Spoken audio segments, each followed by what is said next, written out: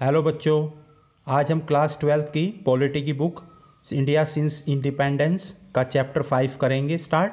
तो शुरू करते हैं। इस चैप्टर का टाइटल है challenges to and restoration of the Congress system. तो नेहरू जी की डेथ के बाद यानी कि 1964 के बाद कांग्रेस को यानी कि कांग्रेस जो पार्टी है उसकी वापसी में, ठीक है, रेस्टोरेशन में, ठीक है, या पुनर्विस्थापित होने में कौन कौन सी चुनौतियाँ थी, कौन कौन से चैलेंजेस थे, वो हम इसमें पढ़ेंगे। ठीक है।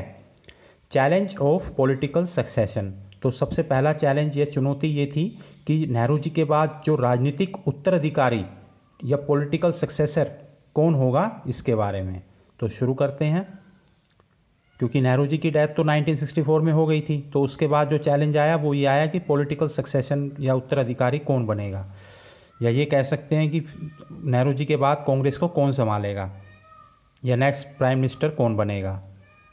ही prime minister Jawaharlal Nehru passed away in May 1964। तो जवाहरलाल नेहरू जी जो थे वो मई 1964 में उनकी डेथ हो गई थी। ठीक है। He had been unwell for more than a year. लगभग डेथ होने से पहले लगभग एक साल तक वो जो है वो बीमार रहे। This had generated a lot of speculation about the unusual question of succession। तो क्योंकि वो जो बीमार थे एक साल तक, उस समय काफ़ी स्पेकुलेशन जो है वो चली, यानी कि अंदाजे लगाए गए कि कौन जो है इनके बाद, इनकी डेथ के बाद या नेहरू जी के बाद कौन जो है वो नेक्स्ट सक्सेसर होगा। ठीक है। But in a newly independent country like India this situation gave rise to a more serious question after Nehru what. पर जैसे कि इंडिया जो है नया नया आज़ाद हुआ था 1947 में, और 1964 में नेहरू जी की डेथ हो गई थी, तो इस इतना नया नया जो आज़ाद हुआ था देश, उसकी सिचुएशन यानी कि नेहरू जी के बाद एक क्वेश्चन उठने लगा, एक बहुत ही गंभीर जो प्रश्न उठने लगा कि नेहरू के बाद अब क्या होगा, भारत का, देश का क्या होगा। ठीक है। पहला क्वेश्चन तो ये। The second question arrows from the serious doubts that many outsiders had about whether India's democratic experiment will survive after Nehru। अब दूसरा क्वेश्चन ये था, गंभीर क्वेश्चन, कि नेहरू जी के मरने के बाद, ठीक है, काफ़ी लोगों को संदेह था, डाउट था, ठीक है, कि जो बाहर के लोग थे, दूसरे देशों के लोग थे, या दूसरे देशों के दिमाग में एक डाउट था, संदेह था कि ये जो इंडिया का डेमोक्रेटिक एक्सपेरिमेंट है, यानी कि जो भारत है, जो कि प्रजातांत्रिक लोकतांत्रिक देश है, क्या ये सरवाइव कर पाएगा नेहरू जी के बाद में, क्या ये अपने अस्तित्व को बचा पाएगा नेहरू जी के बाद में। It was fear that like so many other newly independent countries India too would not be able to manage a democratic succession. अब काफ़ी लोगों को ये डर सता रहा था कि और जो नए नए देश आज़ाद हुए थे उन्हीं की तरह इंडिया भी नेहरू जी के बाद में जो है क्या सही से प्रजातांत्रिक या लोकतांत्रिक देश बना रह पाएगा या बिखर जाएगा। A failure to do so it was feared could lead to a political role for the army. और अगर ऐसा नहीं होता है, यानी कि डेमोक्रेटिक सक्सेशन नहीं होता है, तो ऑब्वियस सी बात है फिर जो भूमिका आएगी, राजनीतिक भूमिका बनेगी, वो किसकी बनेगी, आर्मी, यानी कि सेना जो है सब कुछ अपने नियंत्रण में ले लेगी। Besides there were doubts if the new leadership would be able to handle the multiple crisis that awaited a solution. उसके बाद कुछ लोगों को ये भी संदेह था कि जो नई लीडरशिप आएगी, नए जो नेता आएंगे, ठीक है, नेहरू जी के बाद में, क्या वो इतने सारे जो प्रॉब्लम्स, समस्याएं चल रही हैं, क्राइसिस चल रहे हैं, संकट चल रहे हैं देश के अंदर, क्या उनका सॉल्यूशन, समाधान कर पाएंगे, नई लीडरशिप नहीं कर पाएगी। तो काफ़ी सारी प्रॉब्लम्स थी नेहरू जी के बाद। कईयों को लगता था डेमोक्रेसी सर्वाइव कर पाएगी, नहीं कर पाएगी, ठीक है, कईयों को लगता था नेहरू जी के बाद कौन सक्सेसर बनेगा, कईयों को लगता था जो प्रॉब्लम्स थी इंडिया की as a newly independent country, क्या उनका सॉल्यूशन नई लीडरशिप दे पाएगी। The 1960s were labelled as a dangerous decade when. तो 1960 को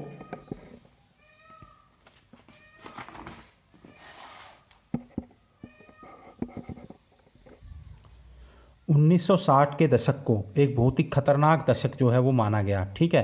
क्योंकि उस समय काफ़ी सारी, उस दशक में काफ़ी सारी प्रॉब्लम्स थी, अनरिजोल्व प्रॉब्लम, यानी कि जिनका सॉल्यूशन नहीं हुआ था। ठीक है। जिनका सॉल्यूशन नहीं मिल पाया था अभी तक। ठीक है। वो क्या क्या प्रॉब्लम्स थी वो देख लेते हैं। जैसे कि पॉवर्टी यानी कि गरीबी, इनइक्वलिटी यानी कि असमानता, कम्युनल यानी कि सांप्रदायिकता, एंड रीजनल डिविजन्स यानी कि क्षेत्रीय विभाजन एक्सेट्रा इत्यादि। तो ये सारी मेजर प्रॉब्लम्स थी उस समय की, ठीक है, जो बहुत बड़ी प्रॉब्लम्स थी इंडिया के सामने। Etcetera could lead a failure of the democratic project और even the disintegration of the country. तो ये जो प्रॉब्लम्स थी, इन प्रॉब्लम्स की वजह से क्या हो सकता था, या तो डेमोक्रेटिक प्रोजेक्ट यानी कि जो प्रजातंत्र था भारत में वो बर्बाद हो सकता था, उसका नुकसान हो सकता था, ठीक है, वो ख़त्म हो सकता था, या फिर जो देश है उसका विघटन डिसइंटीग्रेशन हो सकता था छोटे छोटे हिस्सों में, अगर अच्छी लीडरशिप नहीं आई और इन प्रॉब्लम्स को सॉल्व नहीं किया जाता, ठीक है। From Nehru to Shastri, the ease with which the succession after Nehru took place proved all the critics wrong. तो नेहरू जी के मरने के बाद जो है शास्त्री जो लाल बहादुर शास्त्री जी जो है प्रधानमंत्री बने, और ये जो ट्रांसफॉर्मेशन हुआ, बदलाव हुआ, बहुत ही शांतिपूर्वक ढंग से हुआ, ठीक है। इससे जो जितने भी आलोचक थे ना, जो क्वेश्चन कर रहे थे कि नेहरू जी के बाद देश बर्बाद हो जाएगा, ख़त्म हो जाएगा, जो दूसरे देश सोच रहे थे, वो गलत प्रूव हो गया, ठीक है, आलोचकों का मुंह बंद हो गया, ठीक। When Nehru passed away, K. Kamraj, the president of the Congress party, consulted party leaders and Congress members of parliament and found that there was a consensus in favor of लाल बहादुर शास्त्री। तो नेहरू जी के मरने के बाद उस समय के जो कांग्रेस के अध्यक्ष थे के कामराज, इन्होंने कांग्रेस पार्टी से कंसल्ट किया, सलाह मशवरा किया, पार्टी के लीडर्स जो थे, नेता थे, और जो कांग्रेस के सदस्य थे जो कि सांसद थे, पार्लियामेंट में चुनकर गए हुए थे, इनके साथ सभी के साथ सलाह मशवरा किया और ये पाया कि सभी लोग एक मत है, एक राय है, सभी में कंसेंसस है कि लाल बहादुर शास्त्री को प्रधानमंत्री बना दिया जाए, ठीक है। He was unanimously chosen as the leader of the Congress parliamentary party and thus became the country's next prime minister। तो उनको एक मत से यानी कि बिना किसी विरोध के जो है कांग्रेस पार्टी का नेता चुन लिया गया और प्रधानमंत्री भी चुन लिया गया अगला, ठीक है, बिना किसी बहस के, बिना किसी टकराव के, ठीक है, और आलोचकों का मुंह बंद हो गया। Shastri was a non controversial leader from Uttar Pradesh who had been a minister in Nehru's cabinet for many years. तो जो शास्त्री थे, मतलब बिना उनके नाम पे कोई विवाद नहीं था, कोई कंट्रोवर्सी नहीं थी, और वो नेता थे कहाँ के, उत्तर प्रदेश के, और मिनिस्टर रह चुके थे नेहरू की कैबिनेट में, ठीक है, एक मंत्री रह चुके थे नेहरू जी की कैबिनेट में काफ़ी सालों तक। Nehru had come to depend a lot on him in his last year. और नेहरू का जो निर्भरता थी शास्त्री के ऊपर, वो आखिरी के सालों में, नेहरू के जीवन के आखिरी के सालों में बहुत ज़्यादा बढ़ गई थी, या ये कहें कि नेहरू जी को लाल बहादुर शास्त्री जी पे बहुत ज़्यादा विश्वास था। He was known for his simplicity and his commitment to principles. Lal Bahadur Shastri जो थे वो अपनी साधारण जीवन के लिए और अपना जो समर्पण था सिद्धांतों के प्रति, ठीक है, ईमानदारी, निष्ठा, अनुशासन, इनके प्रति जो समर्पण था, इसके लिए वो जाने जाते थे, बहुत ही सिंपल जीवन जीते थे, ठीक है। Earlier he had resigned from the position of railway minister accepting moral responsibility for a major railway incident. पहले वो अपने पद से जो है इस्तीफा दे चुके थे, रेलवे मिनिस्टर के पद से, क्योंकि उन्होंने नैतिक जिम्मेदारी ली थी एक रेलवे एक्सीडेंट की, एक रेलवे दुर्घटना हुई थी, उसकी नैतिक जिम्मेदारी लेते हुए उन्होंने अपने पद से इस्तीफा दे दिया था, ठीक है। Shastri was the country's prime minister from 64 to 66। तो शास्त्री का जो कार्यकाल था वो 64 से लेकर 66 तक था। During Shastri's brief prime ministership the country's face two major challenges. तो शास्त्री जी की जो प्रधानमंत्री थे तो उस समय भारत ने दो चुनौतियां मुख्य रूप से झेली। While India was still recovering from the economic implications of the war with China, failed monsoons, drought and serious food crisis presented a grave challenge. अभी इंडिया उभर ही रहा था क्योंकि चाइना के साथ जो युद्ध हुआ था 1962 में, ठीक है, उसके जो आर्थिक परिणाम थे उनसे अभी इंडिया उभर ही रहा था कि फेल्ड मानसून, यानी कि मानसून, आपको पता है भारत में कृषि जो है वो पूर्ण रूप से मानसून पे आधारित है, मतलब निर्भर करती है। मानसून अच्छा आता है तो कृषि भी, फसल भी अच्छी होती है। तो कई सालों तक जो है मानसून अच्छा नहीं हुआ। एक तो जो चाइना के साथ युद्ध हुआ उसकी समस्याएं से उभर रहा था भारत, ऊपर से मानसून गड़बड़ हो गया जिसकी वजह से सूखा, ड्रोट पड़ गया और सीरियस फूड क्राइसिस और बहुत ही भयंकर खाद्य संकट आ गया देश में, ठीक है। As discussed in the previous chapter, the country also faced a war with Pakistan in 1965. जैसा कि पिछले अध्याय में पढ़ चुके हैं कि भारत को पाकिस्तान के साथ 1965 में भी लड़ाई लड़नी पड़ी। ठीक है। शास्त्री फेमस स्लोगन जय जवान जय किसान symbolized the country's resolve to face both these challenges. तो शास्त्री ने ये जो समस्याएं थी, चाइना के साथ जो लड़ाई हुई, उसके बाद फेल्ड मॉनसून, उसके बाद पाकिस्तान के साथ लड़ाई, ठीक है, तो शास्त्री जी ने इन सबको देखते हुए नारा दिया जय जवान और जय किसान का, यानी कि जवान सीमाओं को संभालें और किसान देश के अन्नदाता जो है अच्छा उत्पादन करे ताकि कोई भूखा ना सोए। ठीक है। शास्त्री's prime ministership came to an abrupt end on 10 January 1966 when he suddenly expired in Tashkent, then in USSR and currently the capital of Uzbekistan। Shastri जो है उनकी डेथ हो गई, लाल बहादुर शास्त्री जी की 10 जनवरी 1966 में। कहाँ पे? जो उज़्बेकिस्तान में। उज़्बेकिस्तान जो देश था उस समय यूएसएसआर का पार्ट था और उज़्बेकिस्तान की राजधानी ताशकंद में उनकी डेथ हो गई थी। वहाँ पर वो मतलब एक एग्रीमेंट मतलब समझौते के लिए गए थे पाकिस्तान के साथ। ठीक है, क्योंकि उस समय भारत पाकिस्तान की लड़ाई चल रही थी और उसको ख़त्म करने के लिए वो उज़्बेकिस्तान ताशकंद गए थे। He was there to discuss and sign an agreement with Muhammad Ayub Khan, the then president of Pakistan, to end the war। तो वहाँ पर वो क्या सलाह मशुरा करने गए थे, समझौता करने गए थे मोहम्मद आयूब खान के साथ, जो कि उस समय पाकिस्तान के राष्ट्रपति थे, युद्ध खत्म करने के लिए, जो 65 का युद्ध था उसका ख़त्म करने के लिए। ठीक है।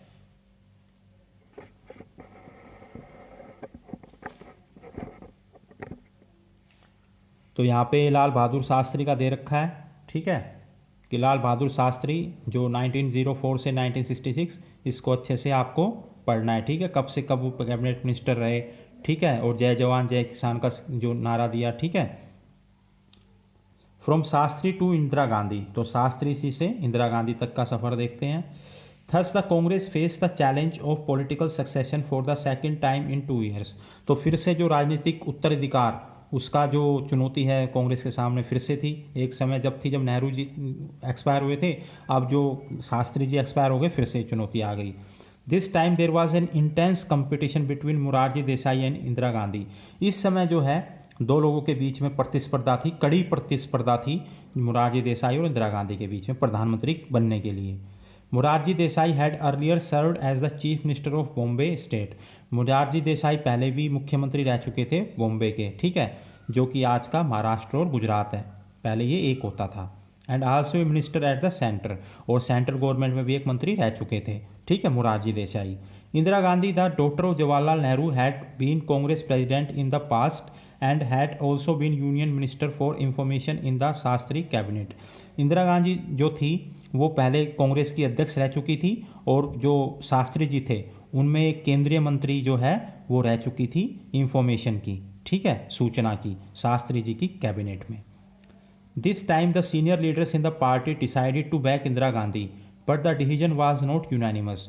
तो इस समय जो सीनियर लीडर्स जो मेन नेता थे कांग्रेस के, उन्होंने निश्चय किया कि इंदिरा गांधी जो है वो प्रधानमंत्री जो है वो बने, पर ये जो डिसीजन था, ये जो निश्चय था, ये एक मत नहीं था, सभी लोग एक नहीं थे इस डिसीजन पे, जैसे कि शास्त्री जी के उसमें थे।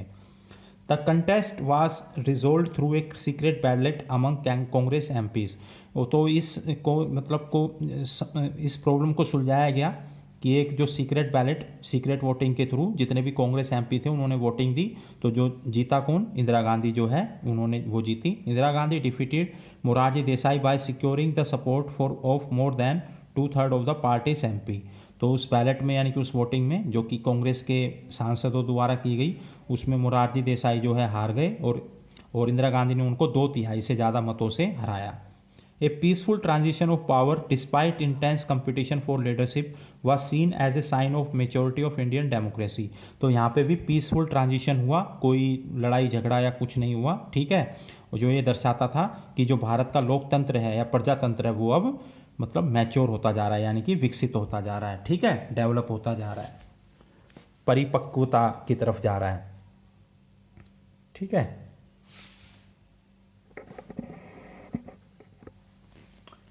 It took some time before the new prime minister could settle down.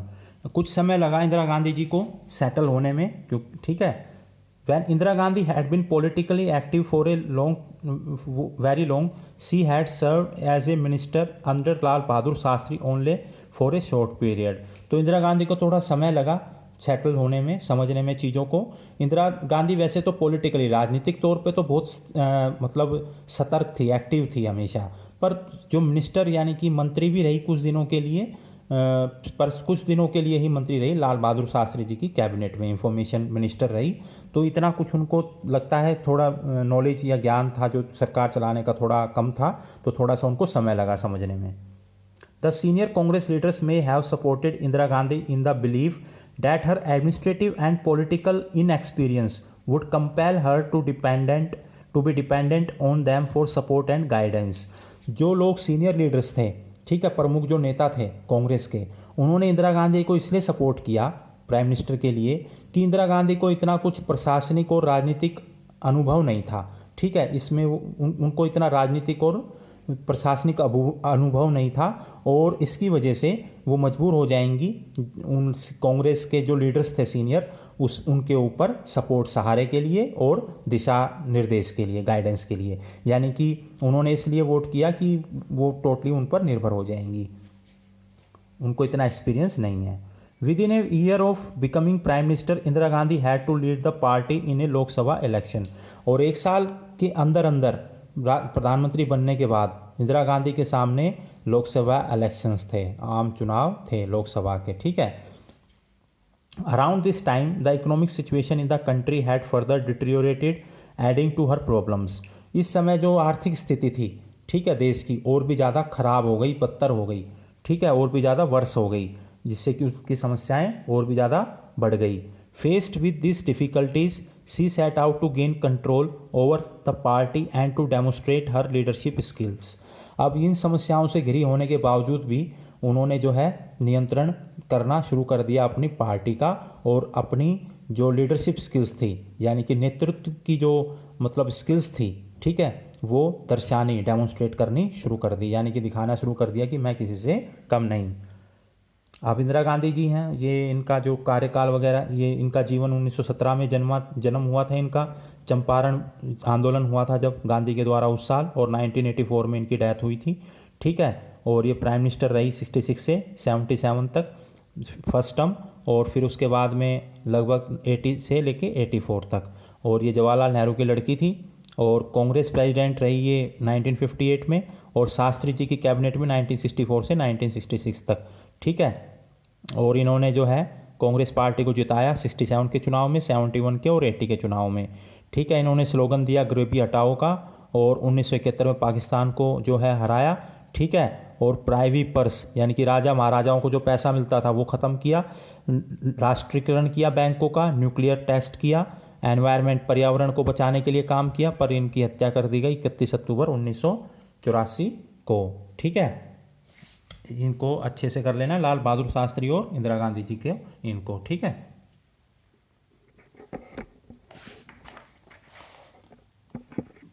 बाकी नेक्स्ट वीडियो में।